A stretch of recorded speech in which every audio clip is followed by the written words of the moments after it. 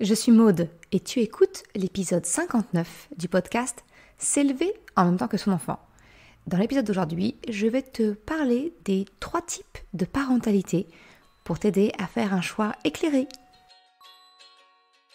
Salut et bienvenue sur le podcast S'élever en même temps que son enfant. Je suis Maude, coach certifié chez Mercredi, mais surtout maman de 3 enfants. Sur ce podcast, je t'aide à conjuguer la bienveillance avec la réalité de ton quotidien de maman. Utiliser ton choix d'une parentalité bienveillante comme un accélérateur de ton propre développement personnel.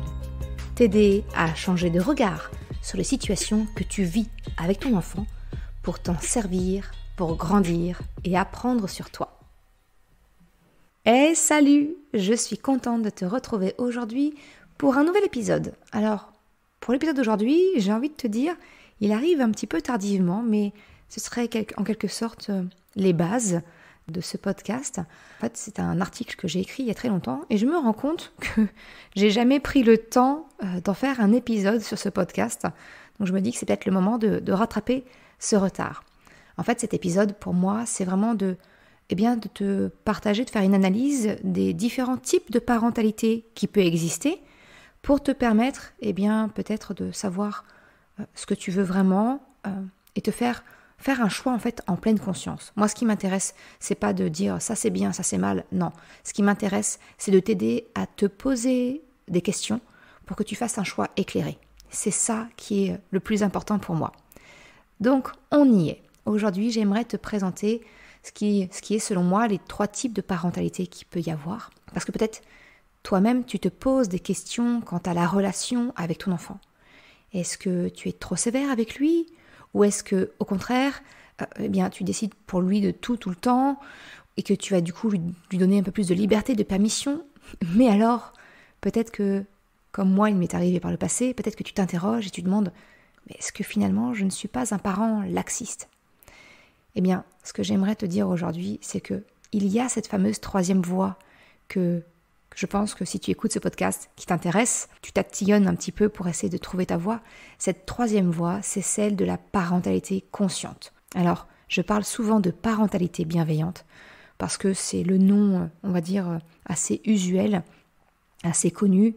Et moi, ça me permet tout bêtement d'être retrouvé par des moteurs de recherche. C'est ce qu'on appelle le référencement naturel. Mais si je dois te parler franchement, je préfère le terme de parentalité consciente. Parce que dans consciente, je mets justement ce que je t'expliquais qui me tient à cœur, c'est le fait de faire un choix, de réfléchir à quelle est ta posture avec ton enfant et que ce ne soit pas une posture liée à un automatisme, une reproduction de ce que tu as connu ou la création d'un comportement en opposition directe avec ce que tu as connu, mais que plutôt tu réfléchisses à pourquoi est-ce que je demande à mon enfant de mettre des bottes pour marcher dans la flaque d'eau, pourquoi. C'est vraiment de réfléchir à cette question. Voilà pourquoi je préfère le terme de parentalité consciente, même si je parle quasiment tout le temps de parentalité bienveillante. Ce que j'aimerais te présenter aujourd'hui, c'est que finalement, peut-être que comme beaucoup de parents, tu as la crainte d'être jugé, que ton enfant peut-être soit considéré comme mal élevé, parce qu'en fait, soyons honnêtes, on est très souvent dépendant du regard des autres. Et dans notre rôle parental, on va faire inconsciemment, endosser à nos enfants, le rôle finalement de notre vitrine, de notre valeur, de quel type de parent on est. Alors, le problème c'est que si nos enfants, et c'est le cas, ils sont pleins de vie, à savoir turbulents, comme pourraient dire les gens de l'extérieur, alors la société, peut-être nos familles, nous laissent penser qu'on élève mal nos enfants, que nous ne faisons pas assez preuve d'autorité. Et au contraire, si on laisse de l'autonomie à notre enfant, et alors là, le regard de la société va te dire peut-être trop d'autonomie, on va être considérés comme des parents laxistes. Et on va avoir cette crainte peut-être d'avoir des enfants rois. Alors, il y aurait vraiment beaucoup à dire sur les fausses idées qui nous conduisent à être considérés comme autoritaires ou laxistes. C'est pas le but d'aujourd'hui. Aujourd'hui, je veux vraiment essayer de t'expliquer un petit peu c'est quoi une parentalité autoritaire, c'est quoi une parentalité laxiste et en quoi se différencient finalement la parentalité consciente. Qu'est-ce qui fait la différence et que finalement tu puisses arrêter d'avoir peur de tomber dans l'un ou de l'autre pour vraiment avoir conscience que non, tu as posé les jalons nécessaires à ton choix d'une parentalité positive, bienveillante, consciente. Débutons, j'ai envie de te dire, par le type de parentalité le plus classique, celle qu'on pourrait nommer parentalité autoritaire. En fait, je dis autoritaire même si le terme, je le trouve finalement assez connoté négativement, mais il est lié juste au fait qu'on considère que le parent a une autorité, d'accord ? L'autorité, par définition, c'est le droit de commander, c'est le pouvoir d'imposer l'obéissance. Alors, c'est aussi pour ça que c'est le type de parentalité le plus répandu, le plus courant, et qui est socialement approuvé. C'est une façon de parler très commune, mais les enfants doivent obéir à leurs parents. Bon, tu le sais bien, si tu me suis un petit peu, tu sais que le terme obéir va venir me chatouiller un petit peu, mais finalement c'est ça. Et les parents qui sont dans ce type d'autorité, ils vont avoir recours à des techniques un système en fait de récompense-punition dans le but d'obtenir un comportement adéquat de leur enfant. Alors le parent, peut sembler sévère par moment, c'est-à-dire qu'il va juger, sanctionner en cas de manquement à une règle. Et finalement, il y a assez peu de tolérance ou de droit à l'erreur. Et les punitions, elles peuvent être de l'ordre psychologique, le retrait du jouet, le retrait peut-être de l'attention, de l'amour du parent, temporairement, genre je t'isole dans ta chambre, c'est vraiment pas gentil, Quand j'emploie le terme de punition psychologique, c'est vraiment très très large. Et bien évidemment, ça couvre également les punitions physiques. Tape, fessée, etc. Là, tu connais ma position sur les violences éducatives ordinaires. Tu sais que, naturellement, j'y suis opposée. Je sais que c'est compliqué, surtout quand on a été élevé comme ça, de faire face à ce réflexe. Malheureusement, c'est un très mauvais réflexe qu'on peut connaître. Et ça, là-dessus, je te mettrai en description le lien d'un article où j'en avais parlé. Je suis contre l'extrémisme de la bienveillance, même si je ne vais jamais aller prôner qu'il faut taper ou mettre une fessée à ses enfants. Non. Mais par contre, je ne vais pas te jeter la pierre si ça t'arrive de le faire. Parce que simplement, toi aussi, tu es humain. Peut-être, sous le coup d'une vive émotion, tu perds le contrôle de toi-même et tu en arrives à cet extrême malheureux. Je pense que je fais vraiment, en ce qui me concerne, la part des choses entre utiliser la violence physique, quelle qu'elle soit, ou morale, d'une façon quotidienne et normale, à un dérapage, à une perte de contrôle, et où après, on a l'occasion de venir s'excuser auprès de son enfant. Je fais vraiment la part des choses. Je ferme cette parenthèse-là. Revenons-en à l'explication de ce type de parentalité, la parentalité autoritaire. La conséquence sur l'enfant, qu'est-ce que c'est ? Dans ce choix d'éducation, le parent peut sembler gagnant, parce que finalement, à court terme, son enfant lui obéit. Il va plus, on va dire, correspondre à l'image que la société attend. Un cadre d'éducation est posé. Mais j'ai envie de te dire que dans la vraie vie, je pense que c'est quand même beaucoup plus nuancé. En fait, chaque jour, à chaque instant, ton enfant va alterner dans sa réaction face à une autorité. Tantôt, il va l'accepter et il obéira, entre guillemets, et d'autres fois, il va refuser d'obtempérer. Et là, ça va être plutôt un combat permanent pour maintenir ton autorité sur ton enfant. Alors je pense qu'il n'est pas nécessaire que je t'explique en quoi la rébellion de ton enfant face à ton autorité peut être compliqué et usant à faire face au quotidien. Tout parent le vit un jour ou l'autre, quel que soit notre choix de parentalité, on connaît très bien l'opposition. Parce que finalement, l'opposition de l'enfant, c'est une phase, j'ai envie de te dire, obligatoire dans sa construction psychologique. Mais si on creuse un peu la question, concernant l'autre réaction possible, celle de l'obéissance tant souhaitée, en réalité, ce n'est pas tant de l'obéissance que de la soumission. Et alors, il t'est peut-être moins évident de comprendre pourquoi cette obéissance n'est pas si bénéfique qu'elle ne semble l'être. Parce que, finalement, c'est pourtant ça, la quête du Graal parental, non ? Que notre enfant soit obéissant. Un enfant qui obéit, c'est quand même beaucoup plus facile et agréable à vivre. Le jugement extérieur, le regard des autres est positif sur nous, notre enfant et l'éducation qu'on lui donne. Notre enfant est considéré comme bien élevé. Il répond à la norme sociétale. Bingo, j'ai envie de te dire. Bon, oui, je forcille volontairement le trait, je ne suis pas très objective, tu le sais. Mais en réalité, il faut l'avouer, c'est quand même une source de satisfaction pour nous les parents.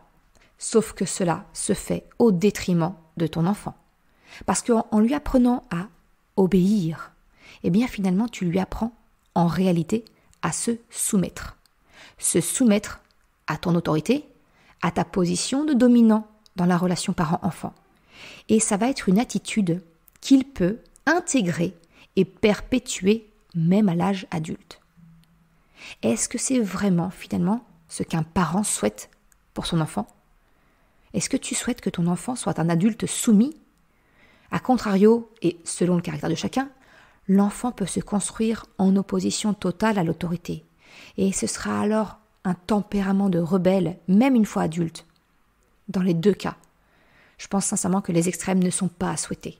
Parce que dans les deux cas, l'enfant ne sera pas un adulte épanoui, serein et bien dans ses baskets.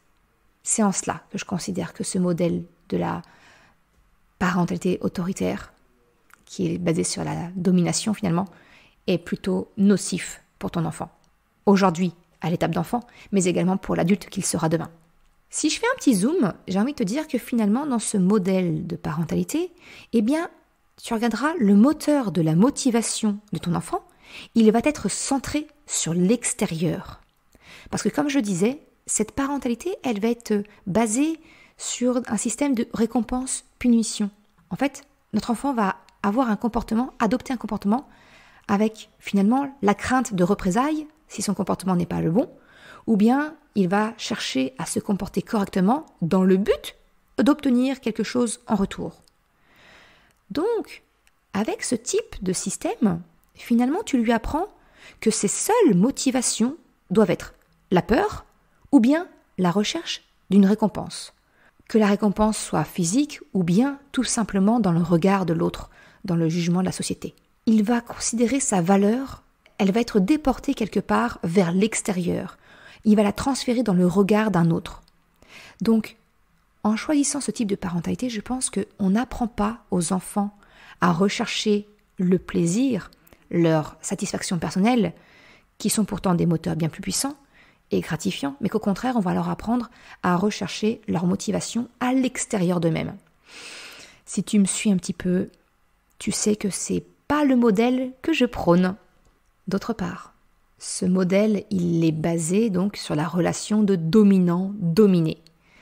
La relation construite avec ton enfant, c'est finalement que tu montres à ton enfant que la plus tendre et profonde des relations, une relation qui est basée sur l'amour entre un parent et un enfant, eh bien que finalement, en réalité, c'est une relation où l'un des deux domine l'autre. Et ça peut avoir comme conséquence immédiate et naturelle pour ton enfant, eh bien de chercher lui aussi à construire une relation de dominant-dominé dans une autre sphère de sa vie, que ce soit à l'école, dans sa fratrie peut-être, ou avec un animal de compagnie, peu importe.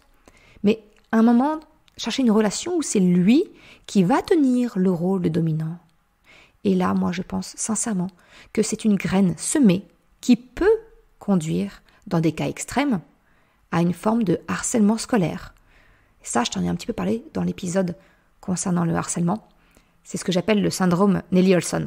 Je te mettrai le lien de cet épisode dans la description de celui-ci si tu veux creuser un peu le sujet. Bref, dans la fratrie, eh bien finalement, ça peut conduire à avoir des mauvaises relations entre les enfants, l'un cherchant à écraser l'autre quelque part.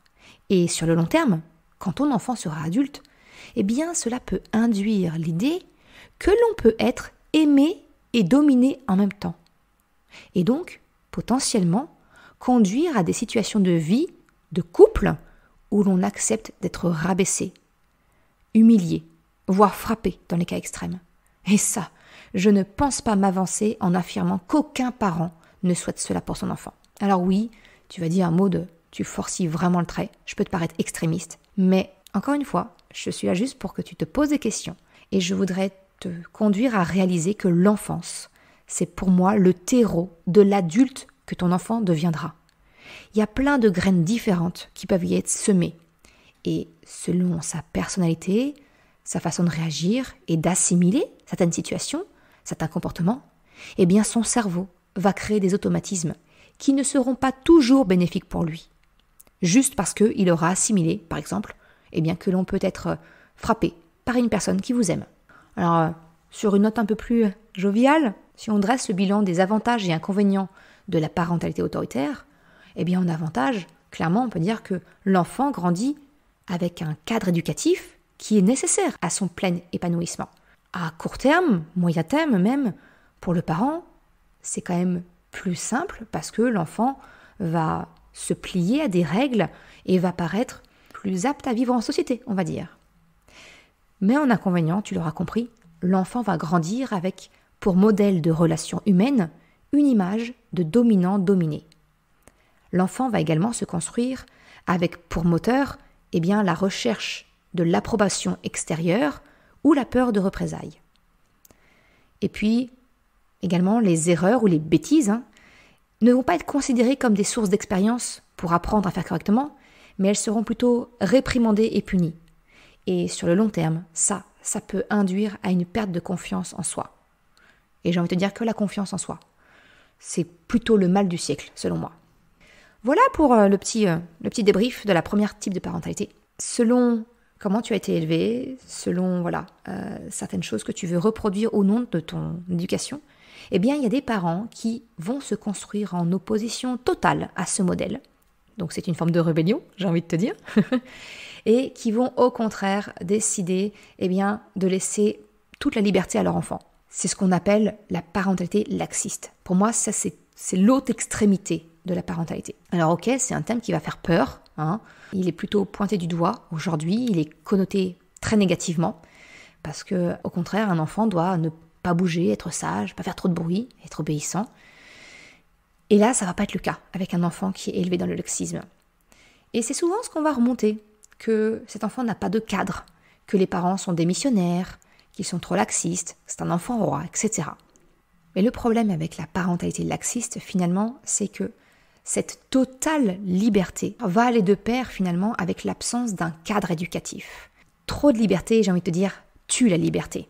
Les conséquences sur l'enfant, à court terme, on peut, de l'extérieur, avoir l'impression que l'enfant semble gagnant par rapport aux parents.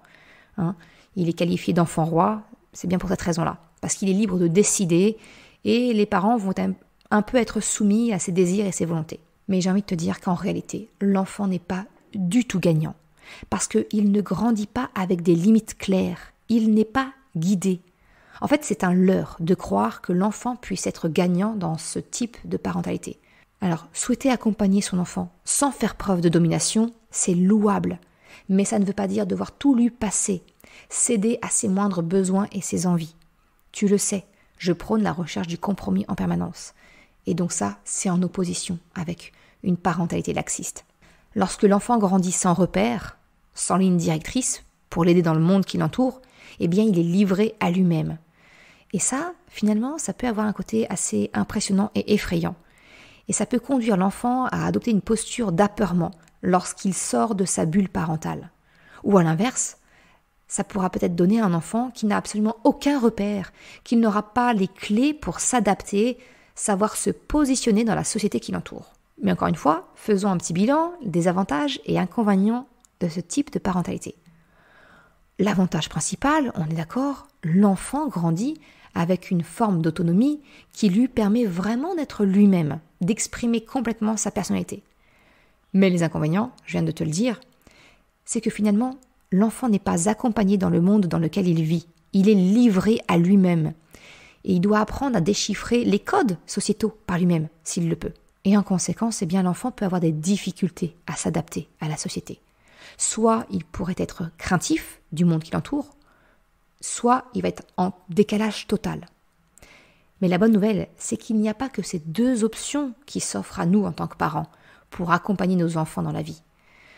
Ces deux, ce que je viens de te présenter, le modèle autoritaire et le modèle laxiste, ce sont finalement des extrêmes, deux extrémités d'une ligne.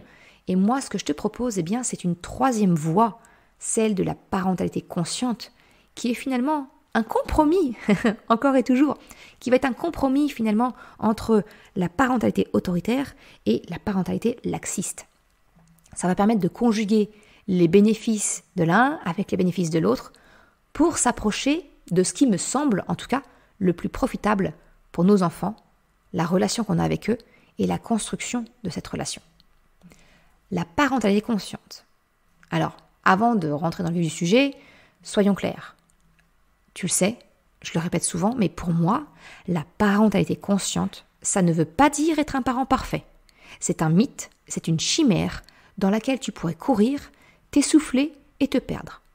Sans parler du fait que tu présenteras une image fausse à ton enfant, tu placeras la barrière bien trop haute pour lui. Sincèrement, oublie ça. Et si tu as besoin, j'ai envie de te dire, réécoute les autres épisodes du podcast. J'explique vraiment en quoi je prône d'être une maman ou un parent parfaitement imparfait. C'est vraiment ce que je te conseille de viser. C'est un équilibre à essayer de trouver. Alors la parentalité consciente, positive, bienveillante, empathique, quel que soit le mot finalement qu'on met derrière, eh bien c'est un choix d'une parentalité qui pose un cadre pour accompagner ton enfant, l'aider à grandir, tout en prenant en compte son besoin d'autonomie, va respecter son rythme, son stade de développement. C'est une relation d'égal à égal, où l'adulte se place comme un accompagnant de l'enfant dans ses expériences. Ce n'est donc pas une position dominante de celui qui sait par rapport à celui qui ne sait pas encore, mais une position du parent qui accompagne son enfant pour acquérir par lui-même, par ses propres expériences. Et quand je dis expérience, j'entends également tout ce qu'on peut appeler derrière le mot bêtise. Par exemple, renverser son verre ou quoi que ce soit, ce n'est pas une bêtise ou une inattention, c'est une expérience, une occasion que ton enfant a de comprendre ce que ce comportement induit. Il apprend que ce comportement est à modifier s'il veut éviter par exemple de renverser l'objet. La position du parent accompagnateur n'est pas de juger, mais de décrire. Si je reprends mon exemple du verre renversé, ça pourrait donner « Zut, le verre est renversé, il y a de l'eau partout. Qu'est-ce qu'on peut faire pour réparer ça ?» Tu peux alors proposer à ton enfant, peut-être, de prendre l'éponge pour essuyer, par exemple. L'important, et quel que soit l'âge de ton enfant, c'est de l'impliquer dans le processus. Ton enfant se sent alors en confiance. Il ne craint pas de se faire gronder, entre guillemets, mais il apprend de ce qu'il ne faut pas faire et que comment réagir si cela arrive. Finalement, c'est toujours une expérience positive pour lui. Mais attention, je sais que les détracteurs de la parentalité consciente disent non mais c'est une parentalité bisounours. Mais non, pas du tout. C'est pas un monde où tout est rose et rempli de oh zut alors. Non. Si quelque chose te met en colère, eh bien ta colère est tout à fait légitime. Tu peux la montrer à ton enfant. Tu peux montrer comment toi tu gères cette colère, comment tu la vis, comment tu la fais passer, comment tu l'exprimes de manière acceptable. Finalement, c'est ça le plus important pour moi, c'est de montrer la vraie vie à nos enfants. C'est pas une question de tout minimiser. Non, tu es humaine, tu es humain. Toi aussi, tu peux te faire déborder par les émotions. Mais c'est justement grâce à toi, comment tu vis tes propres émotions, que ton enfant va apprendre à vivre les siennes. Et si tu veux aller plus loin là-dessus, et si tu ne l'as pas encore fait, je te recommande de télécharger mon guide gratuit sur les émotions, la boussole des émotions. Et alors au moment où j'enregistre cet épisode, ce n'est pas encore sorti, mais tu trouveras un lien en description où je te propose une formation qui va bientôt sortir, où je te donne tout ce que je sais concernant les émotions, comment faire pour mieux les vivre, comment faire pour mieux les accompagner, que ce soit chez toi ou chez ton enfant. Bref, tout ça, c'est en description de l'épisode. Revenons-en au sujet du jour. Regardons un petit peu les conséquences que ce choix de parentalité peut avoir sur l'enfant. Finalement, comme je te le disais, c'est une relation de gagnant-gagnant pour chacun. C'est une relation égalitaire. Elle est basée finalement sur la recherche de la coopération de ton enfant. Il va grandir avec des limites, des règles de vie. Par exemple, la politesse, telle que dire bonjour, au revoir, merci. Ça va être aussi de donner des moyens d'être poli, de laisser le choix. Est-ce que ça peut être en faisant le bisou? Est-ce que ça peut être en faisant un signe? Est-ce que ça peut être en parlant et en disant effectivement le bonjour? C'est de laisser cette liberté-là, tu vois. C'est également des limites inhérentes à la sécurité de ton enfant. Marcher sur le trottoir, attendre le parent pour traverser la route, etc. Mais toutes les limites, ces règles, finalement, elles sont justifiées. Elles sont objectives et non pas arbitraires parce que tu l'as décidé en tant qu'adulte. En fait, c'est finalement de t'adresser à ton enfant comme tu le ferais avec un autre adulte, comme tu le ferais peut-être avec une amie ou un ami que tu aides à progresser. Ça ne te viendrait certainement pas à l'esprit de donner des ordres à une amie et de t'attendre à ce qu'elle t'obéisse. Tu lui demanderais naturellement son aide en lui expliquant pourquoi. Alors j'ai envie de te dire, pourquoi ne pas le faire avec ton enfant ? Parce que c'est finalement ça, on recherche la coopération de nos enfants. Et cette coopération, elle intervient dès lors que l'on explique le pourquoi, dès lors que l'on co-construit les règles avec les enfants. Alors de la même façon qu'on l'a fait pour les autres types de parentalité, les avantages et inconvénients de la parentalité consciente. On va commencer par les inconvénients. Eh bien, c'est vrai que adopter une parentalité positive, bienveillante, eh bien, ça va sûrement te demander beaucoup de ressources en tant que parent. Ça va te demander de remettre en question tes habitudes, ta façon de réagir, de t'adresser à ton enfant. Si finalement, ça te demande un vrai travail de développement personnel pour combattre tes automatismes et en créer de nouveaux. Et ça, eh bien ça prend du temps de créer ces nouveaux automatismes. Et c'est vrai qu'il est facile de se décourager et d'abandonner. C'est pourquoi, à travers mon blog, à travers ce podcast et à travers mes formations, eh bien, je souhaite te soutenir et t'accompagner sur ce cheminement. Autre point négatif, c'est que quelquefois, on ne voit pas les bénéfices de notre parentalité immédiatement. Ce sont plutôt des effets que l'on voit sur le moyen long terme. Mais sincèrement, c'est un petit peu comme de l'investissement. Vois ça comme un investissement. Commence maintenant, un pas à la fois, et tu verras que sur le long terme, c'est sûr que la relation avec ton enfant, elle sortira gagnante.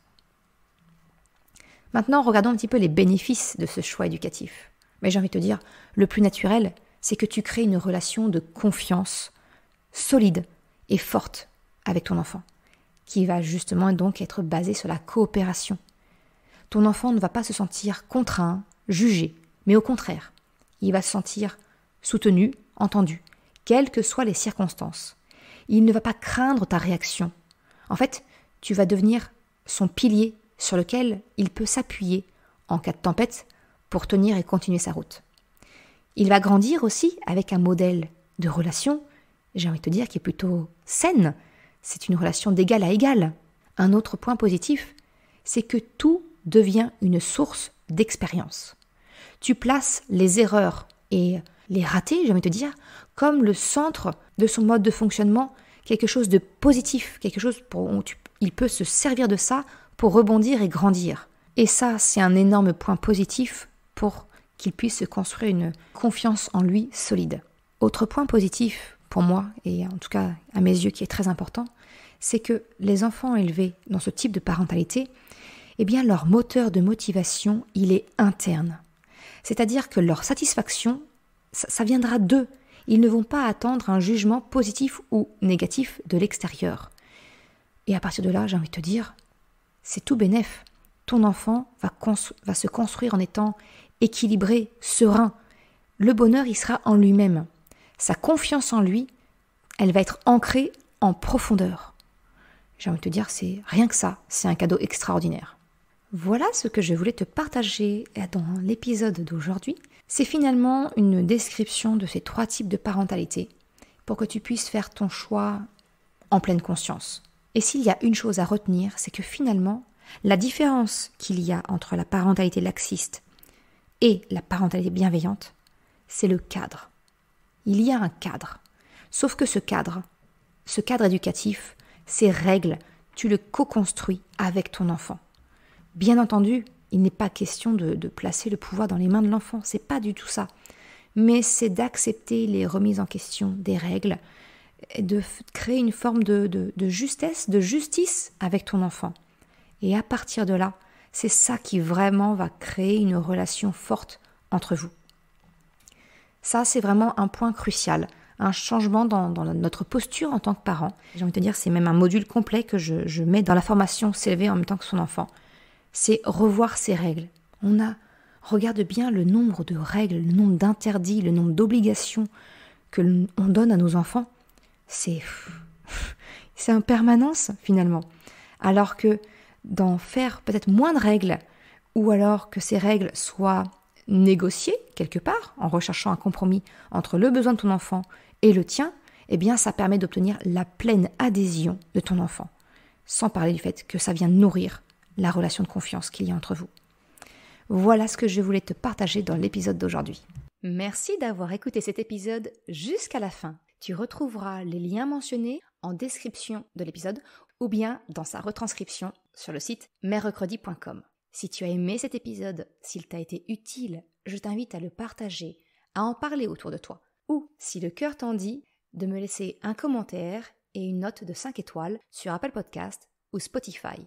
Cela me permet de faire connaître le podcast et m'encourage à progresser. Un grand merci à celles et ceux qui prennent le temps de le faire ou de m'envoyer un message privé si leur plateforme d'écoute ne le permet pas. Je te souhaite une excellente journée, après-midi, soirée, quel que soit le moment où tu écoutes et je te dis à la semaine prochaine pour un nouvel épisode.